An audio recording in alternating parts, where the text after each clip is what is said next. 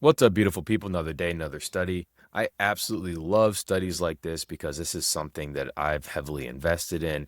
I've been an advisor and an investor in companies that are growing peer to peer solutions for patients with different disease states. And I think it's ultra important, not only for our health, but in overall life, that we have the right people around us, people that are holding us accountable, people that are helping us achieve our goals.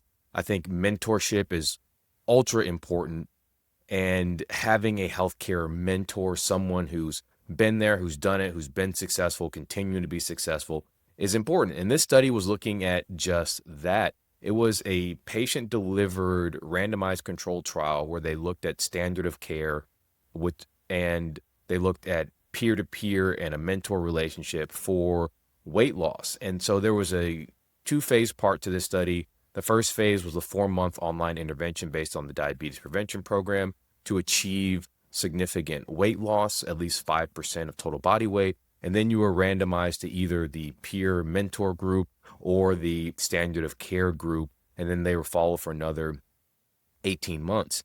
And so at the end of the intervention, at the 18 months, the weight change was 0.77 kilograms in the patient peer arm. So they gained back a little bit of the weight. So they maintained most of their weight loss, whereas the standard of care arm gained 2.37 kilograms. So they gained more weight back. They also had lower diastolic blood pressure, heart rate, sedentary time in the peer group, and they had higher physical activity. And what was interesting is that retention rates were very high, 93% in both arms. And in the peer-to-peer group, there was a lot of adherence to the intervention. Nearly 80% of the weeks, participants sent messages to their peers, and the peers responded 87% of the time. So I highly suggest anybody in this space reads the study. There's a lot of really good information in the methods and how they did the study.